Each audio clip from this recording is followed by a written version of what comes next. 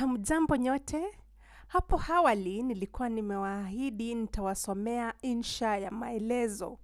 Kwa hivyo tutakuwa na mfano wa insha ya maelezo na mada itakuwa jinsi elimu husaidia kumaliza umaskini. Mada yetu ya siku ya leo kuhusu insha ya maelezo ni jinsi elimu husaidia kumaliza umaskini. Tulisema anwani au kichwa kiandikwe kwa herufi kubwa kisha kipigiwe mstari. Mambo ambayo au vipengele ambavyo tunafaa kuviona vikijitokeza katika insha yetu ni anwani au kichwa ambacho tunacho tayari, jinsi elimu husaidia kumaliza umaskini. Kisha tunafaa tuwe na vidokezo, kisha utangulizi, mwili, hati safi, tahajia au hijai, kanuni za usarufi au kisarufi, pia lugha bunifu, mwisho tutakuwa na hitimisho. Kwa hivyo sikiliza kwa makini kuhusu insha yetu ya maelezo. Jinsi elimu husaidia kumaliza umaskini. Elimu ni mfumo wa mafunzo yanayopatikana shuleni, vyuoni na maishani. Elimu ni mfumo wa mafunzo yanayopatikana shuleni, vyuoni na maishani. Umaskini ni hali ya kukosa mali. Elimu huchangia sana katika kuhakikisha kuwa umaskini unapungua na kumalizika kabisa. Hiyo ndiyo sababu sote tunafaa kuhakikisha kuwa tunapata elimu na kuitumia kujinasua katika umaskini. Kwa kutangulia, elimu humpa mtu maarifa mengi. Maarifa hayo humwezesha mtu kuajiriwa au kujiajiri. Ajira nyingi zenye mishahara mizuri huhitaji elimu. Ajira hizo ni kama vile uhandisi, urubani, udaktari na usanifu ujenzi. Wengine nao hujiajiri kwa kuanzisha biashara au kuwekeza katika miradi inayowaletea mapato. Watu hao hutumia mapato yao kujiimarisha kiuchumi. Vile vile, ushuru ulipwao na watu hao hutumiwa na serikali kufadhili miradi mbalimbali ya maendeleo. Isitoshe, elimu huimarisha umoja na ushirikiano katika jamii na kote nchini. Watu wanaotoka katika jamii na maeneo tofauti hukutana shuleni au vyuoni. Hii ni njia mojawapo ya kuimarisha umoja na mshikamano wa nchi. Mashindano mbalimbali yakiandaliwa na shule, washindani na mashabiki hushirikiana kama jembe na mpini. Nchi iliyo na umoja na amani hujiendeleza kiuchumi na kumaliza umaskini.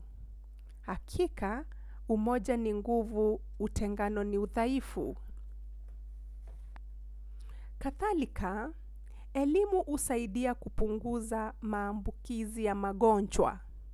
Elimu humwezesha mtu kupata maarifa kuhusu lishe bora, usafi wa mwili na mazingira na njia mbalimbali za kuzuia maambukizi ya magonjwa. Maarifa hayo humsaidia mwanafunzi kuepuka magonjwa kama vile kipindupindu, utapiamlo, ukimwi na kichocho. Hela ambazo zingetumiwa na serikali na watu binafsi kwa matibabu hutumika kujiendeleza kiuchumi. Vile vile, wafanyakazi huwa hawaugui. Licha ya hayo, elimu huwawezesha watu kutambua na kukuza talanta zao. Talanta nyingi kama uchezaji wa kandanda, uanariadha, uimbaji na ushairi hugunduliwa na kukuzwa wakati wa kutafuta elimu. Mashindano mbalimbali ya michezo, tamasha za muziki na michezo ya kuingiza huwapa wahusika nafasi ya kujiendeleza na kujulikana. Watu hao hutumia talanta zao kujizolea pesa nyingi. Kwa kutamatisha, elimu huchangia katika uvumbuzi wa vifaa mbalimbali vya kidijitali. Vifaa hivyo ni kama vile simu, tarakilishi, vipakatalishi na projekta. Vifaa hivi hurahisisha kupatikana kwa maarifa yanayotumika kutatua matatizo kama vile ya kilimo, kiufundi na kibiashara. Aidha, kumetokea mbinu za kisiasa za kutuma pesa au kupokea mikopo kwa rununu. Pesa hizo hutumika katika uwekezaji na hivyo kupunguza umaskini.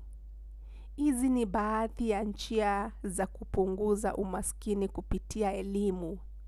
Je, njia gani nyingine unazozijua?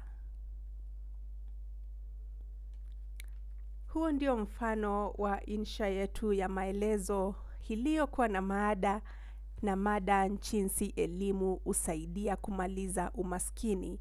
Kama ulikuwa makini sana, umeona vipengele vyote ambavyo tulikuwa tumeviorodhesha hapa vimejitokeza vizuri sana.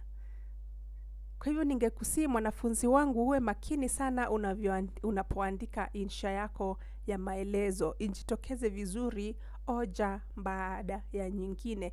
Na hiyo itakusaidia kama tu utaandika vidokezo zako kwanza kabla ya kuandika insha yako. Usije ukatatizika umeanza kuandika insha na hoja zimepotea, kwa maana huku umeandika vidokezo kuhusu ni nini haswa ambacho ulitaka kuandika pale katika insha yako. Vidokezo vitakusaidia kabisa, sababu kila kidokezo kitajitokeza katika kila anwani. Sawa sawa? Vile vile mwili uwe unaendelea kuzungumzia kuhusu mada uliopewa. Usije ukapotoka uandike mambo mengine ambayo yako kando na mada. Unapoandika insha, zingatia mada. Bila kutoka nje ya mada, ndiposa uweze kujizolea maki hainati. Sawa sawa? Asante sana kwa kutazama video hii. Kama umepata ni ya manufaa kwako na ni ya kuelimisha, nitakusihi tena uweze kusubscribe katika channel yangu. Tafadhali penda video zangu, kuwa huru kuniandikia ujumbe, kwani mambo haya yananitia motisha sana kuwaletea video zingine nyingi ambazo ni za kuelimisha. Tuonane katika video yangu ijayo. Kwaheri kwa sasa.